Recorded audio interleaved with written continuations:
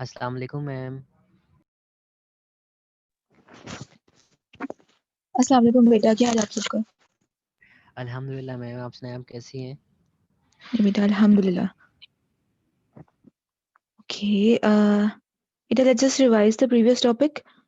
Any student would like to tell me about what is rickets? Just tell me about yes rickets. Yes ma'am, ma'am Sharjeel बताना rickets चाह का रहा है। नाम ma'am ma'am रिकेट जी basically बताएं Sharjeel vitamin बेटा। D की डेफिशिएंसी होती है बच्चों में, जिसकी वजह से उनकी जो हड्डियां होती हैं, जो ग्रोइंग बोन्स होती हैं, वो मजीद सॉफ्ट हो जाती हैं, उनकी सही से ग्रोथ नहीं होती, जिसकी वजह से लेग मैम बाउल हो विटामिन डी जाती है। डेफिशिएंसी होती है बेटा एक चिल्ड्रन बच्चा कायनात बेटा शर्जील को आंसर करने दो, उसके बाद नेक्स्ट क्वेश्चन मैं फिर कायनात से पूछती हूँ, ठीक है? जी जी मैम, बेटा। मैं आपको बता रहा हूँ, जो रिकेट्स होता है, रिकेट स्पेशली चिल्ड्रन में होता है because of vitamin D deficiency. Children की जो ग्रोइंग बोन्स होती हैं, उनकी सही से प्रॉपरली जो ग्रोथ नहीं होती, बिकॉज जो विटामिन डी है, इसका नॉर्मल फंक्शन होता है, ये जीआईटी से कैल्शियम की रीअब्जॉर्प्शन करवाता है। अब जब डेफिशिएंसी है, उसकी रीअब्जॉर्प्शन नहीं होगी, तो मतलब क्या है कि कैल्शियम बोन को नहीं मिल रहा, उसकी वजह से उनकी ग्रोथ रुक जाती है। मिनरलाइजेशन नहीं हो पाती ना बोन की, तो सही कहा जी आपने। बिल्कुल बिल्कुल तो बेसिक डिफरेंस बिल्कुल। क्या हुआ रिकेट्स का और ऑस्टियोमलेशिया क्या? मैम मैम मैं रिकेट्स ये आंसर बेसिकली जी बेटा आंसर करे, साथ दिया। मैम रिकेट्स बेसिकली जो है वो चिल्ड्रन के अंदर है, और जो ऑस्टियोमलेशिया है वो अडल्ट्स के अंदर है।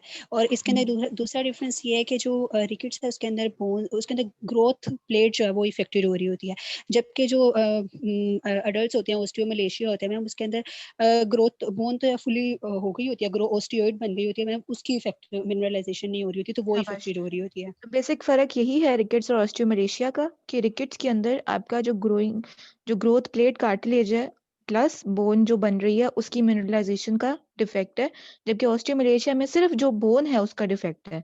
ठीक है कायनात बेटे, आप ये बताएं मुझे कि ऑस्टियोपोरोसिस की कॉजेज क्या हो सकती हैं? Risk factors and causes of osteoporosis. कायनात जावेद।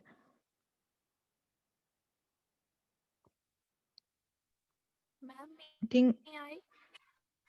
जी बताएं बेटा, जिसको आता है वो बता मैम दे। मैं बताऊं। मैम ये हार्मोनल इश्यूज मैम इसमें होते हैं। इसमें एस्ट्रोजन जो होता हम्म, है ना, मेनोपॉजल जो जी जी वुमेन्स होती हैं जी उनमें जी। ये एक कॉज होता है। इसमें एस्ट्रोजन जो होता है नॉर्मली न्यू बॉर्न्स की फॉर्मेशन में हेल्प करता है और हम्म। रीअब्जॉर्प्शन को कम करवाता है। लेकिन जब मेनोपॉजल वुमेन होगी उसमें बेटा एस्ट्रोजन आप ना रीसॉप्शन कहो, ठीक है? रीएब्जॉर्प्शन नहीं, रिसॉप्शन। ऑप्शन। जी ठीक है। मैम। तो उसमें मेनोपॉजल हो जाता है, तो उसमें जो है ये कॉजेज होने के चांसेस हैं, कॉज होता है ठीक है। उसमें ना। और एक एक और पैराथायराइड। ठीक है, एक कॉज हो गई हमारे पास एस्ट्रोजन की कमी या पोस्ट मेनोपॉजल वुमेन में होता है जो। यस और मैम। कोई कॉज हो सकती है ऑस्टियोपोरोसिस की, इसके अलावा की और बच्चे? पैराथायराइड। अच्छा। मैम इसमें हमारे पास डिक्रीज पीक बोन मास भी हो सकता है, अगर थिन और लीन मास जो पर्सन होता है उसके अंदर। इसके अलावा हमारे पास एंडोक्राइन जो है डिसऑर्डर्स, उसकी वजह से हो सकता है, अगर हमारे जी पास जी। पैराथायराइड हार्मोन जो है वो आप ओवर हाँ एक्सक्रीशन हो उसकी वजह से। ठीक है। इसमें ज़्यादा अच्छा तरीका एक याद करने का बताऊं तो ये है कि जो मैंने चार्ट बताया ना जिसमें प्राइमरी सेकेंडरी कॉजेज हैं, उसके हिसाब से याद कर लो। तो प्राइमरी कॉजेज में जैसे इडियोपैथिक जुवेनाइल ऑस्टियोपोरोसिस है और ऑस्टियोजेनेसिस इम्परफेक्ट है। फिर सेकेंडरी में कॉजेज में एंडोक्राइन कॉजेज आ सकती है, न्यूट्रिशनल कॉजेज आ सकती हैं एंड सो ऑन। ट्यूमर्स जिन लोगों में होते हैं, लाइक जो ल्यूकीमिया के लोग होते हैं, उनके अंदर भी ऑस्टियोपोरोसिस बढ़ जाता है, बिकॉज जो आपके कैंसरस सेल्स हैं वो आपकी बॉडी के न्यूट्रिएंट्स को खाना शुरू कर देते हैं। ठीक है बेटा? Yes ma'am. तो जी। आइंदा याद करना है तो उस चार्ट को अच्छी तरह याद कर लो। रिस्क फैक्टर्स और कॉजेज बेटा डिफरेंट चीज होती है, दैट इज वाई मैंने कॉजेज के लिए चार्ट ही ज्यादा बना दिया था। रिस्क फैक्टर में फीमेल जेंडर, अ जी। Short framework of the skeleton, जो लोग स्मोकिंग करते हैं, अल्कोहल का इंटेक करते हैं, उनके अंदर रिस्क ज्यादा होता है। फिर कॉजेज क्या हो सकती हैं वो अलग है, ठीक है? जी मैम। ठीक हो गया। तो बेटा आज का टॉपिक हमारा बहुत इजी टॉपिक है, जिसमें हम लोगों ने बेसिकली जो हमारे different regions of the body है उसमें पेन की डिफरेंशियल डायग्नोसिस पढ़नी है, कि अगर किसी पर्टिकुलर एरिया में अगर पेन है तो what can be the causes of it, common causes क्या हो सकती हैं, और अगर कुछ न्यू टर्मिनोलॉजीज है उनके बारे में हम आज थोड़ी सी डिटेल डिस्कस करेंगे।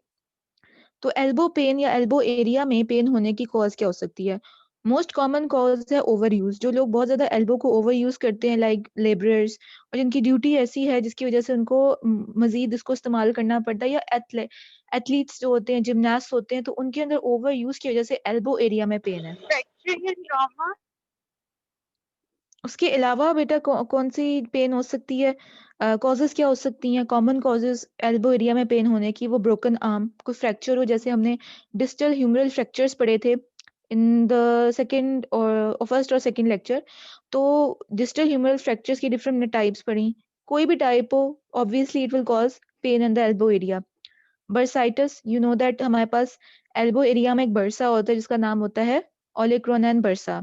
उस बर्सा का काम क्या होता है कि जो फ्रिक्शन होती है जो जॉइंट्स में हो रही होती है, उसको फ्रिक्शन को कम करवाने में और स्मूथ मूवमेंट करवाने में हेल्प करती है। लेकिन अगर उसी बर्सा की इन्फ्लेमेशन हो जाए एल्बो एरिया में तो वो भी पेन कर सकती है।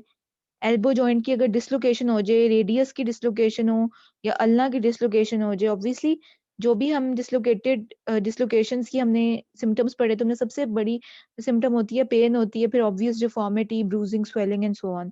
एंड ऑस्टियोआर्थराइटिस, आर्थराइटिस का मतलब क्या होता है? जॉइंट की इन्फ्लेमेशन, ठीक है। आर्थरेल्जिया का मतलब होता है जॉइंट पेन, आर्थराइटिस का मतलब होता है जॉइंट की इन्फ्लेमेशन। तो जॉइंट्स की इन्फ्लेमेशंस की दो टाइप्स होती हैं, ऑस्टियोआर्थराइटिस एंड रूमाटॉइड आर्थराइटिस। रूमाटॉइड आर्थराइटिस एक इन्फ्लेमेटरी जॉइंट डिजीज है, जबकि osteoarthritis is a degenerative joint disease जो कि एज के साथ होती है। ऑस्टियोआर्थराइटिस एजेड लोगों में ज्यादा देखी गई है, जबकि रूमाटॉइड आर्थराइटिस मिडिल एज लोगों में ज्यादा देखी जाती है। ऑस्टियोआर्थराइटिस आपकी बॉडी के डिस्टल जॉइंट्स को ज्यादा अफेक्ट करता है, जबकि रूमाटॉइड आर्थराइटिस आपकी बॉडी के प्रोक्सिमल जॉइंट्स लाइक शोल्डर्स और एल्बोज को ज्यादा अफेक्ट करता है कंपेयर टू डिस्टल और small joints of your body, ठीक है। इसके अलावा और जो सिग्निफिकेंट डिफरेंस है बिटवीन रूमाटॉइड एंड ऑस्टियोआर्थराइटिस वो ये है कि रूमाटॉइड आर्थराइटिस में, विद रूमाटॉइड आर्थराइटिस बॉडी में पैरेलल और भी ऑटोइम्यून डिजीजेस चल रही होती है। जैसे जो लोग जिनको शोगरन सिंड्रोम होता है, जिनमें उनकी डिस्ट्रक्शन हुई होती है सलाइवरी ग्लैंड्स की और लैक्रिमल ग्लैंड्स की, उनके अंदर रूमाटॉइड आर्थराइटिस भी हुआ होता है साथ साथ पैरेलल, मतलब 2 से 3 ऑटोइम्यून डिजीजेस चल रही होती हैं, जबकि ऑस्टियोआर्थराइटिस में ऐसा नहीं है। सिमिलरली और क्या कॉज हो सकती है एल्बो एरिया में पेन होने की? Sprains and strains. स्प्रेन अगर आपको याद हो तो it was caused by a tear in the ligament, और स्ट्रेन होती है प्रेशर की वजह से। स्ट्रेस फ्रैक्चर्स क्या होते हैं बेटा, कुछ याद आ रहा है किसी को? Ma'am what are stress fractures? Over use, ma'am repeat. Repeated trauma जो है उसकी वजह से जी जो शाबाश, फ्रैक्चर होते हैं। हाँ जी ऐसा ही है। तो जो माइन्यूट जो फ्रैक्चर्स बन जाते हैं रिपीटेड ओवर यूज की वजह से इन द बोन्स, वो स्ट्रेस फ्रैक्चर्स होते हैं, और वो एक्सरे पे प्रॉपरली टाइम पे नहीं आते, वो एक्सरे पे बहुत बाद में पता चलते हैं, वो एमआरआई ही उनको पिक कर सकते हैं, जो हमने पहले लेक्चर में पढ़ा था। And tendinitis, you know that joints के ऊपर आपके टेंडन्स की ओरिजिन और इंसर्शन हुई होती है मसल्स के टेंडन्स की, तो अगर टेंडन की इन्फ्लेमेशन होगी तो वो भी एल्बो पेन के तौर पे प्रेजेंट कर सकती है। So these were the common causes of elbow pain, ये आपको इसके डिफरेंशियल डायग्नोसिस पता होने चाहिए। और एज अ होम टास्क आपने रूमाटॉइड और ऑस्टियोआर्थराइटिस के डिफरेंसेस एक दफा रीड करने में लेक्चर में पूछूंगी कि क्या कॉमन डिफरेंसेस होते हैं between rheumatoid arthritis and osteoarthritis. Shoulder pain, अब शोल्डर एरिया में पेन की क्या कॉजेज हो सकती हैं? 4 मेजर कैटेगरीज होती हैं शोल्डर पेन, शोल्डर एरिया में पेन होने की। इसमें सबसे नंबर 1 है टेंडन्स की इन्फ्लेमेशन। हमारा जो शोल्डर के एरिया है यहाँ पे बहुत से मसल्स की ओरिजिन और इंसर्शन हो रही होती है। जैसे रोटेटर कफ मसल्स अगर आपको याद हो, तो रोटेटर कफ मसल्स हैं वो आपके होल आर्म को at the level off shoulder joint away from the body towards the body, internal rotation external rotation में आपके रोटेटर कफ मसल्स हेल्प कर रहे होते हैं। इन एडिशन टू दैट आपके शोल्डर जॉइंट पे जोन सा है जो बोन्स होती है वहाँ पे आपका डेल्टॉइड मसल होता है, आपका बाइसेप्स का मसल, ट्राइसेप्स का मसल, और इंटीरियर चेस्ट वॉल के जो मसल्स होते हैं जैसे पेक्ट मेजर, वो भी आपके शोल्डर जॉइंट लाइक ह्यूमरस के हेड से उसका भी एक टेंडन आ रहा होता है। तो कहने का मकसद ये कि शोल्डर जॉइंट के लेवल पे बहुत से मसल्स का ओरिजिन और इंसर्शन होता है, और ओरिजिन और इंसर्शन मसल्स का किस वजह से होता है? टेंडन्स की वजह से। तो टेंडन्स की अगर इन्फ्लेमेशन हो जाए शोल्डर जॉइंट के एरिया में तो वो भी प्रेजेंट करती है। सिमिलरली अगर आपके शोल्डर जॉइंट पे इंस्टेबिलिटी हो जाए, डिसलोकेशन या सबलक्सेशन, तो वो भी पेन के तौर पे प्रेजेंट करेगी। Arthritis in the form of osteo और रूमाटॉइड आर्थराइटिस, एंड ऑब्वियसली अगर फ्रैक्चर हो जाए इस एरिया का, यहाँ पे नेक ऑफ द ह्यूमरस के लेवल पे फ्रैक्चर हो, या क्लैविकल का फ्रैक्चर हो, या स्कैपुला का फ्रैक्चर हो, तो वो भी प्रेजेंट कर सकता है in the form of a shoulder pain. Other much less common causes क्या हो सकती है शोल्डर एरिया में पेन होने की? Tumours, infection and nerve related problems. Basically ये सारी कॉजेज बताने का मकसद ये कि जब भी आपके सामने कोई पेशेंट प्रेजेंट करे इस एरिया में पेन से, तो आपके दिमाग में ठक से ये डिफरेंशियल डायग्नोसिस बन जाने चाहिए। A good clinician, a good physician is the one जो हिस्ट्री और एग्जामिनेशन पे ही 5 से 6 क्लोजली रिलेटेड डिफरेंशियल डायग्नोसिस बना ले, ठीक है? और उसके बाद वो इन्वेस्टिगेशंस पे प्रॉपर डायग्नोसिस पे, डेफिनेट डायग्नोसिस पे पहुंचे। That is why whenever you encounter a patient with a certain regional pain, so you should have at least these differential diagnosis in your mind and then reach towards the definite diagnosis. तो much less common causes ये हैं tumors, infections and nerve related problems. Now we'll talk about a syndrome known as the shoulder impingement syndrome. The shoulder impingement syndrome occurs when the top of the shoulder blade, जो कि आपकी acromion process है scapula का, ये pressure डालता है आपके underlying soft tissues पे when arm is lifted away from the body. अब इसकी पूरा concept के पीछे वो हम next slide में देखेंगे. So what is the shoulder impingement syndrome? Impingement syndrome is a common shoulder condition seen in active adults. तो एक्टिव जो एडल्ट्स होते हैं जो बहुत ज्यादा अपने शोल्डर जॉइंट को यूज कर रहे होते हैं, लाइक एथलीट्स या जिमनास्ट और people who have jobs like that, like labourers और so on and so forth, तो उनके अंदर क्या होता है कि जो एक्टिव एडल्ट्स होते हैं जो आहिस्ता आहिस्ता they are aging with time but they are active adults, तो होता क्या है कि वो यंग होते हैं तो उनकी बॉडी हील कर जाती है। तो अगर किसी भी वजह से उनके जो सॉफ्ट टिश्यूज हैं शोल्डर जॉइंट के लेवल पे अगर इंजर हो भी जाते हैं दे हील प्रॉपर्ली। लेकिन इन्हीं एक्टिव एडल्ट्स में विद टाइम इनके अगर सॉफ्ट टिश्यूज में इंजरी होती जाए तो वो प्रॉपर्ली विद टाइम हील नहीं करते और वहां पे सिम्टम्स आने शुरू हो जाते हैं। In most parts of the body bones are surrounded by muscles. In the shoulder region, however, the muscles and tendons are surrounded by bone. ऐसा ही है। Everyone touch the top of your shoulder. अपने shoulder को feel करो, आपको क्या feel हो रहा है? बोन फील हो रही है या मसल फील हो रहा है? होनी प्रॉब्लम बताएं। बोन फील हो रही है, right? Yes. And if you tap the top of your shoulder, you can feel the bone immediately under the skin. तो कहने की कोशिश ये क्या कर रहा है कि normally the big bones of your body are surrounded by muscles, but in the shoulder area your muscles are surrounded by bone. So now feel your upper arm. What do you feel, muscles or bone? Arm को feel करें, muscle feel हो रहा है, bone feel हो रही है? Muscles feel हो रही है। Similarly, your lower legs, your upper legs, your arm, your forearm, what do you feel in the areas that your bones are surrounded by muscles? जबकि shoulder region में क्या है? Your muscles are surrounded by bones, ठीक है? तो ये सारा concept बताने की कोशिश ये क्या कर रहे हैं? That underneath that आपकी जो bony prominence है, which is the acromion process and the head of the humerus, उसके दरमियान में उसके underneath आपका rotator cuff muscles का ग्रुप पड़ा हुआ है, which help to lift the arm overhead. Anybody remembers what are the rotator cuff muscles? नाम पता है किसी को? याद आ रही है? Supraspinatus, infraspinatus, teres minor and subscapularis. Very good. तो जो rotator cuff muscles का ग्रुप है, they tend to move your arm as a whole with respect to your whole body. तो ये क्या कर रहे होते हैं? ये muscles abduction, adduction, internal rotation, external rotation करवा रहे होते हैं of the arm at the level of the shoulder joint. ठीक है? तो आपका जो bony prominence है उसके beneath आपका rotator cuff का ग्रुप पड़ा हुआ है. The rotator cuff is sandwiched between the arm bone, जो कि आपकी humerus है, arm bone, and the top of the shoulder, which is the acromion process of the scapula. This unique arrangement of muscle and tendon between the bone contributes to the development of impingement syndrome. अब ज्यादा बेहतर रहेगी diagrammatic representation, तो इसको जरा गौर से देखो। तो उससे पिछली स्लाइड में क्या बात की आपसे? उससे ये बात की है कि आपका जो acromion process और आपके arm bone के दरमियान में आपका सैंडविच हुआ हुआ है रोटेटर कफ मसल्स का ग्रुप। तो ऐसा ही नजर आ रहा है आपको? It is sandwich between the acromion process, ये सारा आपका क्रोमियन प्रोसेस है, this is the coracoid, this is the acromion and this is the arm bone. तो इनके दरमियान ये क्या है आपके रोटेटर कफ के मसल्स का group, it is sandwich between it.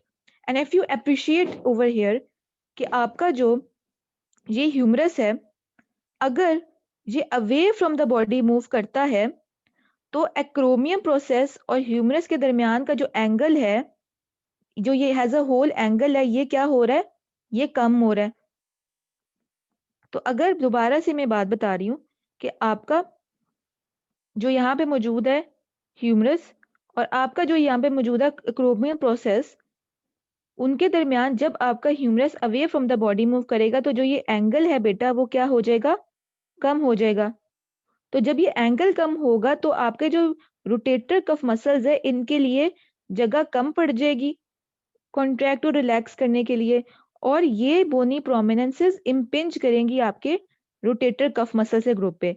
That is Y जब आप बहुत ज्यादा अपने आर्म की टू एंड फ्रो मूवमेंट करवाते हो तो क्या होता है कि जो आपका ये वाला जो एंगल मौजूद है between the acromion process and the head of the humerus, ये कम होता है और आपके पास जो रोटेटर कफ मसल्स है इनके ऊपर बोनी प्रोमिनेंसेस की इम्पिंजमेंट होती रहती है, जिसकी वजह से इस एरिया की स्वेलिंग और ब्रूजिंग होती है if you over use this area. तो कॉन्सेप्ट बना आपका यहाँ पे कि नहीं? Yes ma'am. ठीक है।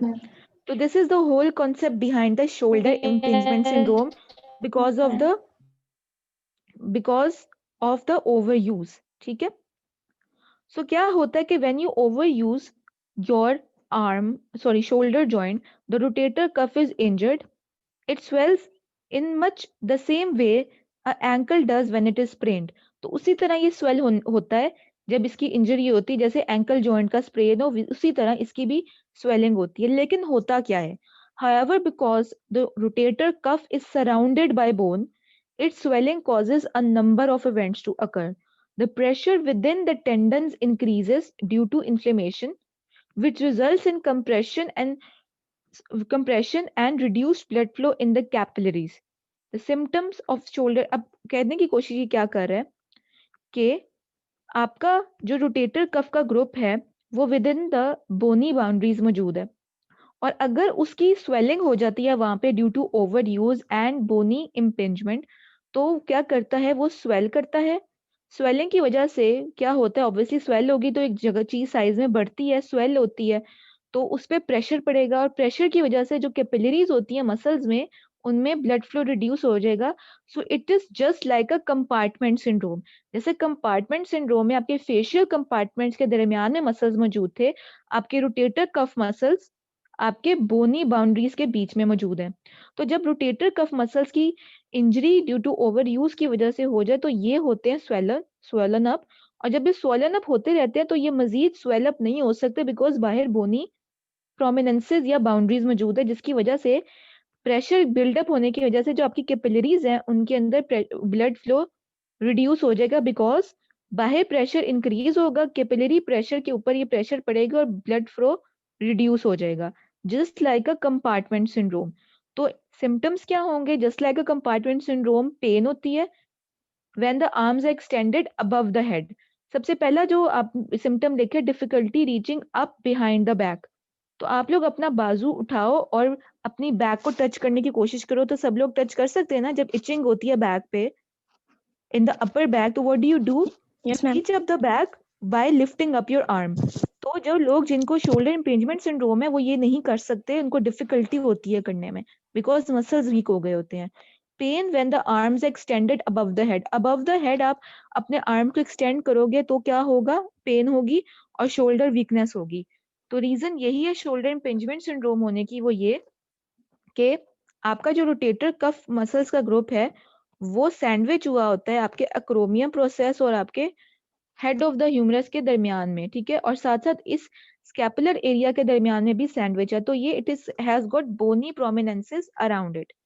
इन बोनी प्रोमिनेंसेस की वजह से क्या होता है कि जब जब आप इस आर्म को मूव करोगे बैक एंड फोर्थ तो ये बोनी प्रोमिनेंसेस इसके ऊपर इम्पिंज करेंगी, बार बार इम्पिंज करेंगी, बार बार इम्पिंज करेंगी। तब ये बार बार जब इम्पिंज करती हैं तो इस एरिया की इन्फ्लेमेशन होती रहती है और वक्त के साथ साथ इसकी स्वेलिंग इतनी बढ़ जाती है कि ये बाउंड्रीज के साथ एक कंपार्टमेंट लाइक सिंड्रोम बना देता है। और कंपार्टमेंट सिंड्रोम में क्या होता है फिर कि जो ये स्वेलिंग जो होती है ये कैपिलरीज के अंदर ब्लड फ्लो को रिड्यूस करवाती है, जिसकी वजह से मसल्स में पेन स्टार्ट होनी शुरू हो जाती है और वीकनेस स्टार्ट हो जाती है। ठीक है, यस बेटा क्वेश्चन था किसी का, somebody raise the hand। Ma'am Sharjeel ma'am एक स्टूडेंट है जवेद, काइंडली उसे ऐड कर दें। ऐड कर दिया, मैंने ऐड कर दिया बेटा, मैंने अभी ऐड कर दिया सबको। तो बेटा ये सारे सिम्टम्स है शोल्डर इम्पिंजमेंट सिंड्रोम के, तो दोबारा देख लो। Difficulty reaching up behind the back, pain when the arms extended above the head and shoulder weakness. Treatment आप कैसे कर सकते हैं इम्पिंजमेंट सिंड्रोम की? It is usually treated conservatively, conservative treatment करते हो, बट समटाइम्स जब बहुत ज्यादा सेवेरिटी हो जाती है you deal it with arthroscopic surgery. Arthroscopic surgery से मुराद एक scopic surgery with the help of cameras. आप कैमरा इंट्रोड्यूस करवा के, एक छोटा सा इंसिजन डाल के आप कैमरा इंट्रोड्यूस करवाते हो और फिर कहीं और से ओपनिंग करके उस एरिया की, मतलब कि स्कोपिक सर्जरी जो सी है ना, आपके इंसिजन का जो साइज होता है उसको कम करती हैं, और आपकी with the help of camera surgery से लेप्रोस्कोपी होती है। Abdominal surgeries with the help of camera, laparoscopic surgeries. इसी तरह आर्थ्रोस्कोपिक सर्जरीज होती हैं with the help of camera, आपकी जॉइंट की जो होती हैं सर्जरीज उनको हेल्प करने में। तो या तो आप इसकी वजह से कर सकते हो, या आप ओपन सर्जरी फुल्ली इंसाइज करके आप रीच कर सकते हो towards the problematic area. Conservative treatment आप किस तरह कर सकते हैं इम्पिंजमेंट सिंड्रोम की? With the help of rest, cessation of painful activity, आप जो एक्टिविटी है उसको लिमिट कर दो जिसकी वजह से इम्पिंजमेंट सिंड्रोम हुआ है, and physical therapy. Physical therapy treatments would typically focus at maintaining range of movement, you improve the posture, you strengthening the shoulder muscles and you reduce the pain। Conservative treatment करनी है आपने सारी। NSAIDs and non-steroidal anti-inflammatory drugs and ice packs may be used for pain relief, क्योंकि pain is the most instigating factor in the shoulder impingement syndrome। So I hope you all got what is the shoulder impingement syndrome। अब हम neck area की बात करेंगे। Neck area में किन किन वजहों से पेन हो सकती है? सो नेक एरिया में whiplash injuries, cervical spondylitis, sprains or stains of the muscles and the ligaments, and tension headache जो कि forehead से origin करता है और neck तक जाता है। आखिरी दो चीजों का ऑलरेडी आपको आइडिया है, तो हम फर्स्ट टू को डिटेल में देखेंगे। विप्लैश इंजरी अगर किसी को याद है तो कोई बता सकता है कि विप्लैश इंजरीज क्या होती हैं? किसी को आइडिया है? बताएं। इसके अंदर हाइपर एक्सटेंशन होती है नहीं फॉलोड होता बाय extension of हाइपरफ्लेक्शन होती है। हाइपर है। Flexion extension. शाबाश। तो हाइपर एक्सटेंशन और हाइपर फ्लेक्शन इंजरीज होती हैं। इनिशियली हाइपर एक्सटेंशन होती है और फिर हाइपर फ्लेक्शन होती है ऑफ द नेक एरिया। तो होती मैम क्या ये है कि ड्राइविंग एक्सीडेंट हो जाए तो उसमें होती है मोस्टली। हाँ जी, मोस्ट कॉमनली ये रोड ट्रैफिक एक्सीडेंट्स और रियर एंड से कोई इम्पैक्ट आता है तब होती हैं। तो whiplash injury is a neck injury due to forceful rapid back and forth movement of the neck like a cracking of a whip. तो विप आपको पता है, जो विप होती है, कोड़ा या सांटा जिसको कहते हैं, तो वो एकदम से आप पीछे इम्पैक्ट देते हो और फिर वो आगे की तरफ जाती है। इसी तरह नेक सबसे पहले हाइपर एक्सटेंड करती है फिर हाइपर फ्लेक्स करती है, जस्ट लाइक अ विप या कोड़ा जो होता है जिसको सांटा कहते हैं। एकदम से आप मूवीज में देखा होगा कि सजा के तौर पे क्रिमिनल्स को दी जाती है, तो इनिशियली द विप इज पीछे की तरफ मूव करते हैं और फिर उसको आगे की तरफ इम्पैक्ट पे डालते हैं। जस्ट लाइक दैट नेक भी ऐसे ही मूव करती है। Whiplash injury is commonly caused by rear car accidents. ठीक है, तो रियर एंड से बैक एंड से जब इम्पैक्ट आता है, मतलब अगली गाड़ी पे पिछली गाड़ी से जब इम्पैक्ट आएगा रियर एंड से, तो जो अगली गाड़ी में मौजूद जो बंदा होता है उसके ऊपर विप्लैश इंजरी आती है। विप्लैश इंजरी ना सिर्फ कार एक्सीडेंट्स में होती है, जब वो स्पोर्ट्स एक्सीडेंट्स में भी, फिजिकल अब्यूज और अदर टाइप्स ऑफ ट्रॉमा जैसे फॉल में भी हो सकती है। तो जस्ट लाइक दिस, अगर if you look at the diagram, तो इनिशियली इम्पैक्ट पीछे से आता है, इनिशियली नेक हाइपर एक्सटेंड करती है और फिर हाइपर फ्लेक्स करती है। तो हाइपर एक्सटेंशन इंजरीज के अंदर एंटीरियर लॉन्गिट्यूडिनल लिगामेंट जो है उसका टियर आता है, क्योंकि जब हाइपर एक्सटेंड करते हैं तो आगे वाला लिगामेंट जो है उसकी जो सी है वो हाइपर एक्सटेंशन की वजह से टियर आता है, और जब हाइपर फ्लेक्स करती है तो जो पीछे वाला लिगामेंट है over the vertebral column which is the नक्कल लिगामेंट, उसकी टियर आएगी। तो हाइपर एक्सटेंशन के अंदर एंटीरियर लॉन्गिट्यूडिनल लिगामेंट की होगी टियर, और जबकि हाइपर फ्लेक्शन पे पोस्टीरियर लॉन्गिट्यूडिनल या नक्कल लिगामेंट की होगी टियरिंग। तो कॉन्सेप्ट क्लियर हुआ इसका कि हाइपर एक्सटेंशन पे किस चीज की इंजरी है और हाइपरफ्लेक्शन पे किस चीज की इंजरी है। And addition to that, whiplash injuries में लिगामेंट्स के साथ साथ नर्व्स की इंजरीज भी आएंगी, मसल्स की इंजरीज भी आएंगी, जो भी आपके नेक एरिया में सॉफ्ट टिश्यूज मौजूद हैं। सिम्टम्स क्या हो सकते हैं? सिम्टम्स क्या हो सकते हैं आपके विप्लैश इंजरी के? तो जिस बंदे को विप्लैश इंजरी होती है उसके जो सिम्टम्स है within days of the injury develop होने शुरू हो जाते हैं, which include neck pain and stiffness, ठीक है, worsening of pain with neck movement, loss of range of motion. आपकी नेक के ऊपर बहुत रेंज होती है, you can nod, you can turn sideways and you can do a complete rotatory movement. तो जो मूवमेंट है वो लिमिट भी हो जाएगी और उसकी वर्सनिंग पेन भी होगी अगर आप मूवमेंट करने की कोशिश करोगे, because of the injury of the muscles and the ligament. Headache most commonly हो जाता है, वो ओरिजिनेट करता है बैक ऑफ द स्कल से और फिर पूरे हेड में चला जाता है, जो हेडेक है। टेंडरनेस होती है, पेन या pen in the shoulder, upper back और आर्म एरिया पे, बिकॉज ऑब्वियसली जिन लोगों का नेक एरिया का ट्रॉमा होता है उनको साथ साथ जो साथ बाउंड्री में जो एरियाज होते हैं लाइक शोल्डर एरिया बिल्कुल नेक के साथ है, अपर आर्म, अपर बैक, तो साथ साथ उनके इस एरियाज में भी इंजरी आई होती है। टिंगलिंग होती है आर्म्स में। किसी को याद है ब्रेकियल प्लेक्सस जो है उसका रूट वैल्यू क्या होती है? Ma'am C2 C3 C4 C5 नहीं बेटा, C2 से स्टार्ट नहीं होता, इनिशियली C5 C5 शायद। C6 Yes, C5 sorry. C6 से स्टार्ट होता है और T1 तक चलता है, ठीक है। तो आपके जो ब्रेकियल प्लेक्सस है बेसिकली वो रूट वैल्यू दे रहा होता है आपकी मेन जो नर्व्स होती हैं आपकी आर्म की, which are the ulnar, radial and the median nerve. तो होता क्या, चूंकि ये जो नर्व्स हैं ये रूट्स उठा रही होती हैं अपने C5 C6 से लेके T1 इन एरियाज तक, और ये जो वर्टिब्रल जो सेगमेंट्स हैं ये आपके नेक एरिया में होते हैं। तो नेक एरिया में इंजरी की वजह से इन रूट्स के ऊपर भी इंजरी आती है और आपके फिर जो इन रूट्स से जो आपकी नर्व्स निकल रही होती हैं जो आर्म को सप्लाई करती हैं और हैंड को सप्लाई करती हैं, उन एरिया में भी नमनेस और टिंगलिंग होती है। तो अब रीजन समझ में आया क्यों आर्म और हैंड के एरिया में टिंगलिंग और नमनेस होती है नेक एरिया में इंजरी की वजह से? Yes ma'am. ठीक है। इसके अलावा फटीग एंड डिजीनेस भी इसके साथ होती है पेशेंट को in the cases of whiplash injuries. Investigations आप एक्सरे करवाओगे तो आपको फ्रैक्चर्स, डिसलोकेशन और आर्थराइटिस आप आइडेंटिफाई कर सकते हो जो विप्लैश इंजरी के लोग हैं। ऑब्वियसली जो नेक एरिया में जो भी आपके पास स्ट्रक्चर्स होंगे उनकी इंजरी होगी, लाइक वर्टिब्रल कॉलम की इंजरी, सर्वाइकल वर्टिब्रल कॉलम की इंजरी, लिगामेंट्स की इंजरीज, मसल, जो भी एरिया इस एरिया में आपके पार्ट्स मौजूद हैं सबकी इंजरीज होंगी। तो एक्सरे के ऊपर जो डिसलोकेशंस हुई होती हैं वर्टिब्रल बॉडीज की, फ्रैक्चर्स, वो आपको नजर आ जाएंगे। कंप्यूटेड टोमोग्राफी एक स्पेशल टाइप का एक्सरे जो कि बोन डैमेज आपको दिखा सकता है, और एमआरआई जो है बेटा आपको जो सॉफ्ट टिश्यू इंजरी है वो दिखाता है अच्छी। This imaging test uses radio waves and magnetic field to produce a detailed 3D images. In addition to bones, MRI scans can detect some soft tissues injuries such as spinal cord की injuries, intervertebral disc की injuries और ligaments की जो injury हो रही है like anterior longitudinal ligament या knuckle ligament की injury है because of whiplash injuries, वो इसको identify कर सकती है MRI।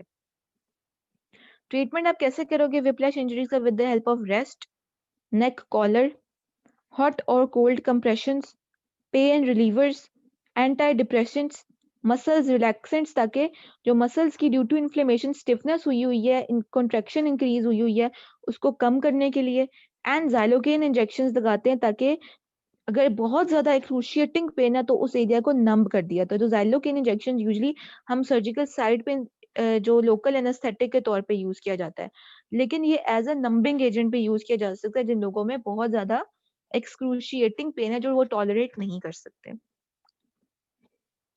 नेक्स्ट जो हमने चीज देखनी है वो है cervical spondylosis. Cervical spondylosis basically cervical जो वर्टिब्रल बॉडीज है उनके ऑस्टियोआर्थराइटिस का भी दूसरा नाम है। तो जैसे हमने ऑस्टियोआर्थराइटिस शुरू में एक उसका थोड़ा कॉन्सेप्ट लिया कि ऑस्टियोआर्थराइटिस एक ऐसी डीजेनरेटिव बोन डिजीज होती है जो कि जॉइंट्स को अफेक्ट करती है। तो आपको पता है कि आपकी इंडिविजुअल जो वर्टिब्रल कॉलम है उनकी इंडिविजुअल वर्टिब्री के अंदर जॉइंट्स मौजूद है, इंटरवर्टिब्रल जॉइंट्स होते हैं।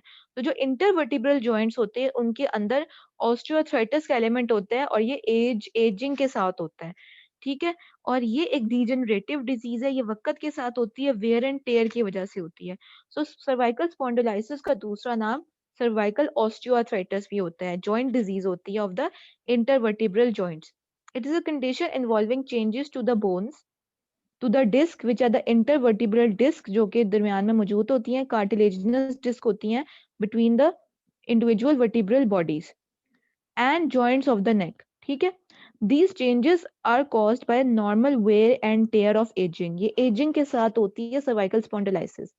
With age, the disc of the cervical spine, आपको पता है कि आपके इंडिविजुअल जो वर्टिब्री होते हैं उनके दरमियान में आपकी डिस्क मौजूद होती है, ठीक है? कार्टिलेजिनस डिस्क उसको कहते हैं, याद आ रही है? तो Yes, इस डिस्क की वक्त के साथ साथ ये जो डिस्क होती है ये अपनी फ्लेक्सिबिलिटी को लूज कर देती है, अपने फ्लूइड को लॉस कर देती है और it causes the cervical spondylosis. So with the age, the disc of the cervical spine gradually they break down, they lose fluid and become stiffer. Cervical spondylitis occurs in middle-aged and elderly people. As a result of degeneration of disc and other cartilage, spurs or abnormal growths called osteophytes may form on bones of neck. So in addition to the disc changes, abnormal bony growths भी हो रही होती है osteoarthritis में, जिसको bony spurs कहते हैं. Osteoarthritis में एक typical sign होता है जो आप एक्सरे पे पिक करते हो, abnormal bony growth, जो कि bony spurs भी कहा जाता है. These abnormal growths can cause narrowing of the interior of the spinal column or in the openings where the spinal nerves exit, which is called the cervical spinal stenosis. इसका concept कैसा है वो मैं आपको ये बताती हूँ. अगर हम lateral side से देखें तो आपको पता है कि आपकी cervical जो vertebral जो bones है वो इस तरह पड़ी होती हैं, ठीक है? और अगर हम ऊपर से एक vertebral bone को देखें तो उसके अंदर एक hole होता है. इन hole में से आपका vertebral column travel कर रहा होता है, ऐसा spinal cord travel कर रहा होता है, ऐसा ही है. yes ma'am. तो ये जो वर्टिब्रल जो बॉडीज आपस में पड़ी होती हैं इसको आप वर्टिब्रल कॉलम कहते हो, और जो स्पाइनल कॉर्ड होती है वो स्पाइनल किनाल, जो इंडिविजुअल वर्टिब्रल बॉडीज में स्पाइनल किनाल मौजूद है ना, उनमें से आपकी स्पाइनल कॉर्ड ट्रेवल कर रही होती है, ऐसा ही है. Yes दो जो वर्टिब्री हैं, ये वर्टिब्री और ये वर्टिब्री, इन दोनों के दरमियान इंटरवर्टिब्रल फोरामिना बन जाता है जिसमें से स्पाइनल नर्व्स एग्जिट कर रही होती हैं, इस तरह स्पाइनल नर्व्स एग्जिट कर रही होती हैं. कॉन्सेप्ट बन रहा है साथ साथ कि नहीं? yes ma'am.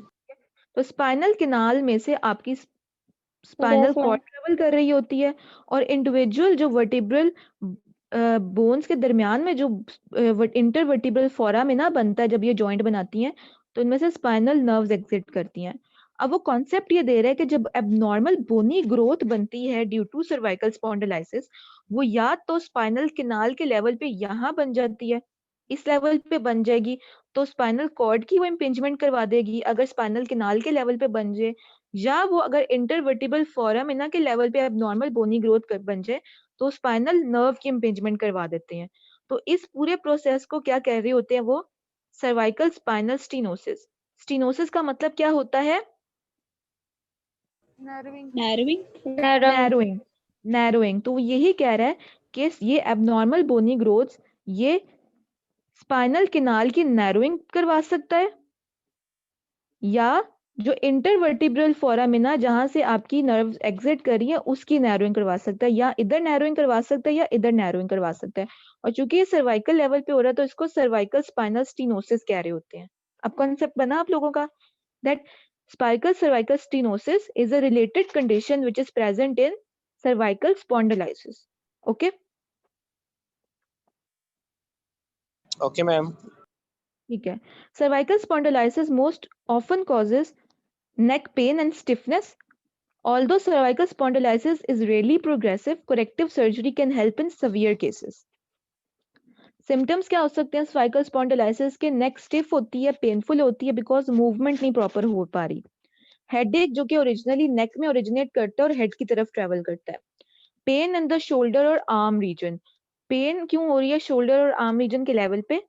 क्योंकि जो स्पाइनल नर्व जिन्होंने सर्वाइकल लेवल से एग्जिट करना है वही आपका ब्रेकियल प्लेक्सस बना रहा होता है. तो शोल्डर और आर्म के लेवल पे पेन हो रही होती है क्योंकि अगर इन इंटरवर्टिब्रल फोरामिना के लेवल पे सर्वाइकल स्पाइनल स्टीनोसिस हो जाएगा तो वो नर्व पे भी इम्पिंजमेंट करेगा. inability to fully turn the head or bend the neck because osteoarthritis की वजह से आपकी जो फ्लेक्सिबिलिटी थी वो खत्म हो गई है नेक की, which interferes with driving.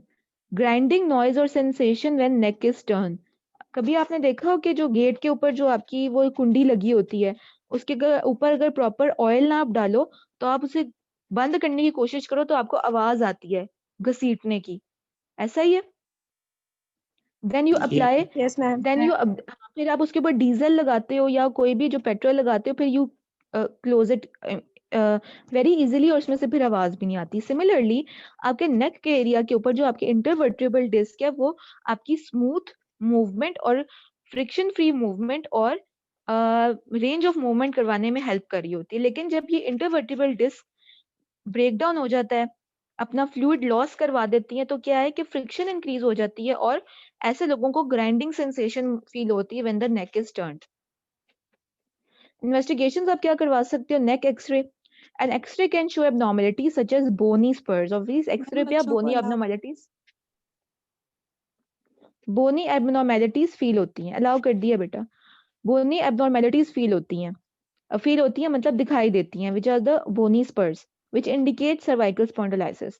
Neck X-ray can also rule out rare and more serious causes of neck pain such as tumors, infection and fractures. अगर एक बंदे को पेन है नेक में और आपको इनिशियली लगा कि शायद इसको सर्वाइकल स्पॉन्डिलाइसिस है, लेकिन जब आपने एक्सरे करवाया तो आपको वहां पे कोई ट्यूमर या फ्रैक्चर के एलिमेंट नजर आ गए जो कि ज्यादा सीरियस है compare to cervical spondylosis. So neck X-rays आपको रूल आउट करने में हेल्प करती हैं डिजीजेस. ठीक है. CT scan can give a detailed imaging of the bones and MRI can give a detailed imaging of the soft tissues. तो वो areas को पिन पॉइंट कर सकती हैं जहां पे नर्व्स इम्पिंज हुई हैं, बिकॉज नर्व्स जो हैं वो सॉफ्ट टिश्यूज हैं. There is a fourth modality that you can use which is known as myelography. A tracer dye is injected into the spinal canal to provide a more detailed X-ray or CT imaging. तो क्या होता है कि आप जैसे lumbar puncture करते हो ना, तो लंबर पंक्चर किस लेवल पे आप कर रहे होते हो? L4 L5 के लेवल पे, क्योंकि उससे ऊपर आपकी स्पाइनल कॉर्ड एंड कर रही होती है. ठीक है. और L4 L5 के लेवल पे आप वहां पे CSF फ्लूइड आप लंबर पंक्चर पे ऑब्टेन कर रहे होते हो. तो यहाँ पे माइलोग्राफी में आप CSF का फ्लूइड ऑब्टेन नहीं करोगे, आप इस लेवल पे एक डाई इंजेक्ट करोगे जो कि आपके पूरी स्पाइनल कैनाल में ट्रेवल करेगी, और फिर वो डाई जहां जहां ट्रेवल करेगी और फिर in the level of intervertebral foramina भी ट्रेवल करेगी एंड अबव. तो ये डाई क्या हेल्प करेगी कि जब आप इस डाई को इंजेक्ट करोगे तो वो हर जगह ट्रेवल कर जाएगी. तो किसी पर्टिकुलर पॉइंट पे अगर कोई बोनी स्पर मौजूद है जो कि डाई को आगे ट्रेवल नहीं करने दे रहा, या बोनी एबनॉर्मल ग्रोथ है स्पाइनल कैनाल के लेवल पे या इंटरवर्टिब्रल फोरामिना के लेवल पे, तो वो डाई वहां से आगे जा नहीं पाएगी. और जब आप इसका सीटी ले लोगे तो आपको डाई नजर आ जाएगी कि डाई आगे कहाँ ट्रेवल नहीं कर सकी. सो ये एक अच्छी मोडालिटी है ज्यादा डिटेल्ड इमेजिंग देने की. तो कॉन्सेप्ट बना कि माइलोग्राफी क्या होती है. Yes ma'am. Yes, ma'am. तो ये हमने एक एक्सरे किया है पेशेंट का सर्वाइकल स्पाइन का लैटरल व्यू. तो आप देखोगे इसके अंदर एक तो ये नैरोइंग हुई है डिस्क स्पेस की, मतलब कि जो नॉर्मल स्पेस होनी चाहिए बिटवीन टू वर्टिब्रल बोन्स वो कम हो गई है, और इन एडिशन टू दैट बोनी स्पर्स मौजूद हैं. ठीक है. जो कि आपके इंटरवर्टिब्रल फोरामिना का जो ये लेवल है यहाँ पे ये इम्पिंच करेगा ऑन द स्पाइनल नर्व्स, और अगर स्पाइनल कैनाल के लेवल पे अंदर की तरफ बन जाए तो स्पाइनल कॉर्ड को इम्पिंच करेगा. ट्रीटमेंट आप कैसे कर सकते हो सर्वाइकल स्पॉन्डिलाइसिस की? With the help of rest, NSAIDs, physical therapy, cervical collar and corticosteroid injections. Corticosteroid जो इंजेक्शन होंगे वो इन्फ्लेमेशन के लेवल को कम करेंगे, ताकि जो है इन्फ्लेमेटरी जो कंडीशन डेवलप हुई है बिकॉज ऑफ ऑस्टियोआर्थराइटिस उसको कम किया जा सके. Causes of neck pain other than जो हमने पढ़ी हैं कॉमन कॉजेज, उसके अलावा जो विप्लैश, सर्वाइकल स्पॉन्डिलाइसिस, स्प्रेन, और उसके अलावा और भी क्या हो सकती है कि मसल टेंशन की वजह से जो नेक एरिया में हो, इंजरी की वजह से, हार्ट अटैक के लोगों को भी नेक और लेफ्ट आर्म के एरिया में पेन होती है, तो एक ये भी कॉज हो सकती है. मेनिंजाइटिस, जो मेनिंजेस होती हैं आपकी नेक एरिया से जो ओरिजिनेट कर रही होती हैं आपकी ड्यूरा और पाया मैटर, उसमें हो सकती है, जिसको गर्दन तोड़ बुखार ना मेनिंजाइटिस का नाम है. पता है ना गर्दन तोड़ बुखार क्या होता है? मेनिंजाइटिस को कहते हैं. एक्सट्रीम एक्सक्रूशिएटिंग नेक पेन होती है मेनिंजाइटिस के अंदर, inflammation of the meninges which is the dura mater, the arachnoid mater और पाया मैटर। ठीक है, इनकी इन्फ्लेमेशन जो होती है मेनिंजेस की, this is known as meningitis. और ये टिपिकल इसका साइन होता है extreme neck pain and stiffness, और इसका दूसरा नाम गर्दन तोड़ बुखार होता है मेनिंजाइटिस का। तो एक ये कॉज हो सकती है नेक पेन की। रूमाटॉइड आर्थराइटिस एंड ऑस्टियोपोरोसिस भी हो सकती है। ऑस्टियोपोरोसिस क्या करवा रहा होता है? ऑस्टियोपोरोसिस जो है वो आपकी वर्टिब्रल जो कॉलम की बोन्स हैं, वर्टिब्रल बोन्स की ब्रिटलनेस करवाता है, उनकी पोरोसिटी को इंक्रीज करवाता है और उनकी कंप्रेशन करवाता है, जिसकी वजह से फ्रैक्चर्स हो जाते हैं और पेन होती है उस एरिया में। रेयर कॉजेस क्या हो सकती है नेक पेन की? Congenital abnormalities, infections, abscesses are collections of pus within the body, tumors and cancer of the spine। जो कैंसर्स होते हैं ना लोगों को, lung cancers and prostate gland का जो कैंसर है, वो सेकेंडरीली फिर स्प्रेड करता है आपके वर्टिब्रल कॉलम की बोन्स के अंदर। कहते नहीं हड्डियों तक फैल गया कैंसर। तो जो लंग कैंसर होता है और जो ब्रेस्ट कैंसर होता है और जो प्रोस्टेट ग्लैंड का कैंसर है, ये बोन्स में ट्रैवल करता है अगर प्रॉपरली ट्रीट ना किया जाए। स्टेज 3 और स्टेज 4 में ये मेटास्टाइज कर जाता है। मेटास्टेसिस पता है ना क्या होता है कैंसर का? जब दूसरे ऑर्गन्स की सीडिंग करना शुरू कर देता है। तो metastasis is one of the causes जो कि कैंसर ऑफ द स्पाइन होती है सेकेंडरीली ड्यू टू अदर ऑर्गन, कि अदर ऑर्गन कोई लंग का हो या ब्रेस्ट का हो या प्रोस्टेट ग्लैंड का हो, तो वो सेकेंडरीली फिर मेटास्टाइज करता है इन द वर्टिब्रल कॉलम की बोन्स में। बैक एक जो है ये एक मोस्ट वेरी जनरल टॉपिक है, और बैक एक में हम जनरल चीजों को पढ़ेंगे। बैक एक can affect people of any as. It is significantly more common in adults aged between 35 to 55 years. Experts say that back pain is associated with the way our bones, muscle and ligaments coordinate and connect together. तो कोई भी posture की abnormalities, कोई bad mattress की, या कोई लोग जो कि जिनके अंदर बहुत ज्यादा लॉन्ग आवर्स के लिए स्टैंड करते हैं या नॉर्मल posture होता है, उनके अंदर बैक का प्रॉब्लम ज्यादा देखा गया। Pain in the lower back में be link to the bony lumbar spine. तो बेसिकली आपको पता है आपकी एज अ होल बैक में बोन्स होती हैं, मसल्स होते हैं, लिगामेंट्स होते हैं, नर्व्स होती हैं, और आपके इंटरनल ऑर्गन्स आपकी जो एसोसिएटेड होते हैं विद द लोअर बैक।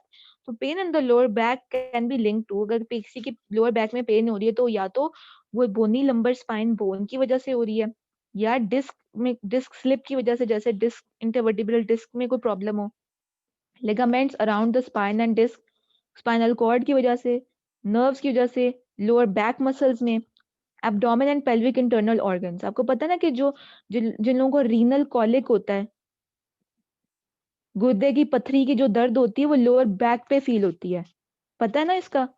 अक्सर लोगों को होता है usually. Yes ma'am, posterior lateral होती है। हाँ बिल्कुल, जो क्योंकि किडनीज ना आपके बैक पे, आपके जो बैक होते हैं ना उन वहां पे पड़ी होती हैं आपकी जो किडनीज होती हैं। तो जो वहां पे अगर रीनल कॉलिक हो ना, कॉलिक का मुराद है, colic is a type of pain जो कि डक्ट के अंदर किसी चीज की ऑब्स्ट्रक्शन की वजह से होती है। तो रीनल कॉलिक की जो पेन होती है, तो रीनल कॉलिक की जो पेन है वो लोअर बैक में फील होती है। तो जो भी एरिया, जो भी ऑर्गन्स आपके मौजूद हैं in association with the lower back या अपर बैक, वो आपके वहां पे पेन करेंगे। सिमिलरली अगर अपर बैक एरिया में पेन हो रही है तो वो in addition to muscles, bones and spinal canal, spinal cord, वो एओर्टा जैसे एओर्टिक डायसेक्शन की जो पेन होती है वो भी आपको अपर बैक में फील होती है। Tumours in the chest and spinal inflammation. तो ये एक इस स्लाइड में आपको जनरली बता दिया गया है कि जनरली जो भी आपकी ऑर्गन मौजूद है उन उससे एसोसिएटेड कई डिफरेंशियल डायग्नोसिस बन सकते हैं बैक पेन होने के। सो कॉजेज क्या क्या हो सकते हैं? या तो स्प्रेन और लिगामेंट्स का, जैसे हमने पढ़ा कि लिगामेंट्स भी इस एरिया में मौजूद हैं, तो स्प्रेन की वजह से, रप्चर डिस्क जिसको डिस्क स्लिप कहा जाता है उसकी वजह से, शियाटिका की पेन लोअर बैक से शुरू होती है और वो लोअर लेग में ट्रेवल करती है, आर्थराइटिस, ठीक है, ऑफ द स्पाइनल जो वर्टिब्रल कॉलम या हिप जॉइंट के लेवल पे, एबनॉर्मल कर्वेचर ऑफ स्पाइन, जिन लोगों में स्कोलियोसिस, काइफोसिस या लोर्डोसिस हुआ होता है उनके अंदर, जैसे मैंने आपको बताया था इन तीनों का फर्क, ऑस्टियोपोरोसिस के लोगों में due to compression of the vertebral bodies, और बैड मैट्रेस, जो लोग बैड मैट्रेस यूज करते हैं बहुत ज्यादा सॉफ्ट हो, उनके अंदर बैक इश्यूज क्यों होते हैं? बिकॉज आपके normal curvature of the spine जो है ना वो यूं होता है, ठीक है। अगर आप साइड व्यू से देख रहे हो तो जो आपके लंबर जो होती है ना वो स्पाइन्स अंदर की तरफ होती हैं और थोड़ी सी जो और आपकी सर्वाइकल यूं होती हैं। तो सर्वाइकल लेवल के ऊपर आपकी जो होती है गर्दन के लेवल के ऊपर या सर्वाइकल लेवल पे जो आपकी सर्वाइकल वर्टिब्रल कॉलम है वो थोड़ी सी लॉर्डोटिक होती है,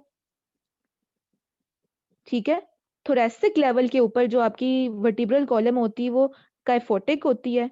फिर लोअर लंबर जो आपकी वर्टिब्रल कॉलम होती है वो लॉर्डोटिक होती है।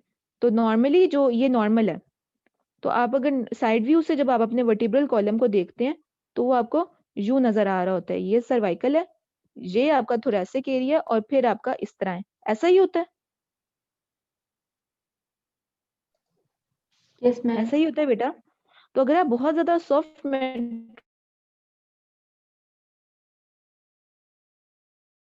यूज करते हो तो बॉडी जो है ना अपनी इस प्रॉपर नॉर्मल जो कर्वेचर है आपकी वर्टिब्रल है वो हिलती जुलती रहती है on a soft mattress. That is why hard mattresses should be used to be slept upon. Back pain can also be result of some everyday activity and poor posture. For example, जो लोग बहुत ज्यादा bending awkward वे से मजदूर होते हैं, वो ज्यादा पत्थर सीमेंट के परात उठा के लेके जा रहे होते हैं, pushing pulling something, carrying something, lifting something, standing for long periods like army personnel or flight personnel, उनके अंदर bending down for long period and twisting. तो जिन लोगों में abnormal movements होती हैं बैक की, उस वजह से भी back pain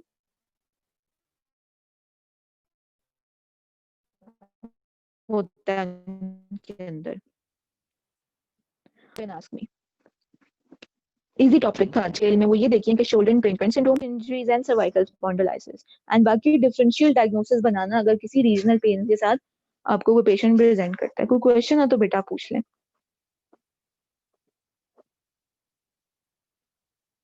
any question? No ma'am, कोई क्वेश्चन नहीं है। No ma'am. ठीक है बेटा, मैम एक thank you very much. Last हाँ करनी जी थी मैम, बताएं। हम लोग एमआईटी स्टूडेंट हैं, तो हमने लास्ट टाइम हमें एक ना मतलब असाइनमेंट टाइप से मिली थी, तो उसमें मैंने रिसर्च की थी कि सर्वाइकल इंजरी के लिए हम लोग सर्वाइकल अल्ट्रासाउंड भी अब आ गया है, लेकिन पाकिस्तान में नहीं आया, आउट ऑफ कंट्री में हो रहा है। बेटे बेसिकली अल्ट्रासाउंड बेटा उनके अंदर अल्ट्रासाउंड में भी इतनी ज्यादा वैरायटी निकल आई है ना, जैसे डॉपलर की वैरायटी है, डुप्लेक्स की वैरायटी है, तो उसके अंदर वो ना डिफरेंट वैरायटीज के हिसाब से अब उन्होंने इन मोडालिटीज को यूज करना शुरू किया है, लेकिन पाकिस्तान में अभी तक वो जो एडवांस लेवल की मोडालिटी वो पहुंची नहीं है, ठीक है। तो हम लोग जो हमारे पास मौजूदा मोडालिटीज हैं जो एक्सरेज और सीटी और एमआरआई के ऊपर ना हम बेस्ट इसको देख पा रहे हैं, लेकिन आप मुझे ना अपनी रिसर्च जरूर शेयर करना जो आपने इसके ऊपर देखी है। नेक्स्ट क्लास में ना आप बताना जो आपने इसके ऊपर स्टडी किया है, ताकि सबका नॉलेज भी इसके ऊपर इंक्रीज हो सके। अगर आपको अभी पता इंशाल्लाह है तो मैम 2 मैं जरूर मिनट्स में बताऊंगा, स्पेशली लास्ट टाइम मैंने उसी पे विप्लैश इंजरी का अल्ट्रासाउंड कैसे करते हैं वो भी मैंने किया था, इंशाल्लाह मैं जरूर शेयर करूंगा। आपने फिर नेक्स्ट लेक्चर के अंदर ना आपने 5 मिनट्स में ना अपनी स्टडी के बारे में आपने बताना है, ताकि सबका नॉलेज इंक्रीज हो सके। और हमने सिर्फ we should go beyond the book, ठीक है। आपने सिर्फ बुक या लेक्चर की तक अपना नॉलेज नहीं रखना, you should always go beyond the book and increase your knowledge for your professional life, ठीक है बेटा। शर्जील थे आप जिन्होंने ये बात की है। ओके मैम, इंशाल्लाह। ठीक है बेटा, नेक्स्ट में फिर हम ये डिस्कस करेंगे इसके जी ऊपर। मैम, जी बिल्कुल ठीक ठीक है। है, थैंक यू बेटा, अल्लाह हाफिज।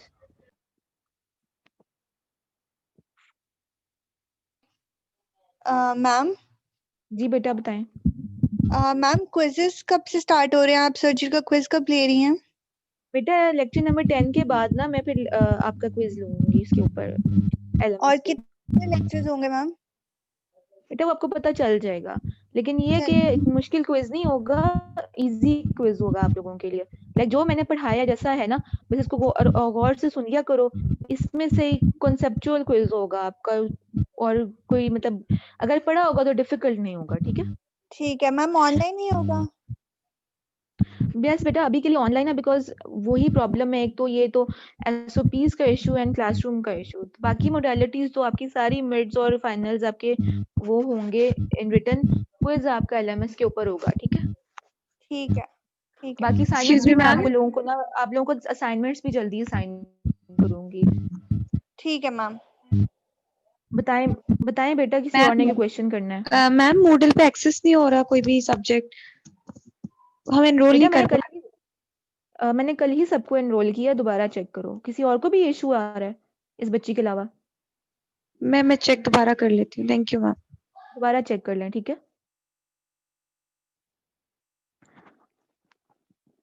ओके बेटा, thank you very much. Allah Hafiz.